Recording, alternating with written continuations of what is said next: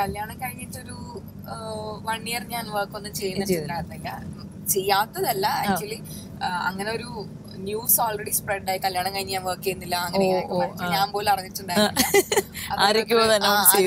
പറയുമ്പോഴാണ് ഞാൻ തന്നെ അറിയുന്നത് അങ്ങനെയൊക്കെ തീരുമാനങ്ങൾ ഉണ്ടായിരുന്നില്ല. പക്ഷെ അത് കഴിഞ്ഞിട്ട് ഞങ്ങളിങ്ങനെ ഓക്കെ നെക്സ്റ്റ് സ്റ്റെപ്പ് എന്നുള്ള രീതിയില് പുറത്തോട്ട് പോയി അങ്ങനെ എന്തെങ്കിലും ഒക്കെ ചെയ്യാമെന്നുള്ള ഒരു ഡിസിഷനിലിരിക്കുമ്പോഴാണ് സുന്ദരി സീരിയലിന് വേണ്ടിയിട്ട് ഇതിന്റെ തന്നെ പ്രൊഡ്യൂസേഴ്സ് ആണ് അപ്പൊ ചേട്ടനും ചേച്ചിയും വിളിക്കുന്നത്.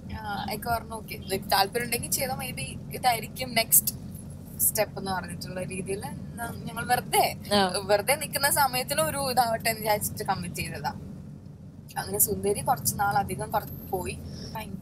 നമ്മള് സിനിമ ചെയ്യുന്നതിനെക്കാട്ടിലും കൂടുതലും ഓഡിയൻസിന്റെ അടുത്ത് പെട്ടെന്ന് റീച്ച് ആവുന്ന ഒരു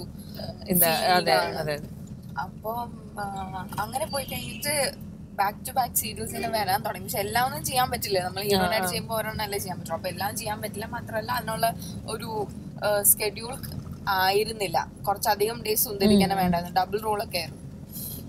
അങ്ങനെ അത് കഴിഞ്ഞിട്ടാണ് പിന്നെ ഉടനടി ബാക്ക് ടു ബാക്ക് സീരീസ് വന്നത്. അങ്ങനെ ഭാഗ്യജാതകത്തിലും പാല് വിറ്റ് നടക്കുന്ന മറ്റേ MAT-ലൊക്കെ പാല് വിറ്റ് നടക്കുന്ന ഒരു കുട്ടിയാ ഫസ്റ്റ് തുടക്കത്തിൽ ഹാഫ് സാരി കൊടുത്തിട്ട്. അതും എനിക്ക് ഭയങ്കരമായിട്ട് ഒരു സ്ട്രൈക്ക് ചെയ്തിട്ടുള്ള കാര്യം. അതും അങ്ങനെ പ്രത്യേകിച്ച് ഞാൻ ഹാഫ് സാരീസ് ഒന്നും കൊടുത്ത് ഞാൻ അങ്ങനത്തെ ഒരു ക്യാരക്ടർ ഞാൻ ചെയ്തിട്ടില്ല. അപ്പൊ എനിക്കത് കുറച്ച് ഇൻട്രസ്റ്റിംഗ് ആയിരിക്കും എന്നിങ്ങനെ തോന്നിയിട്ടാണ്.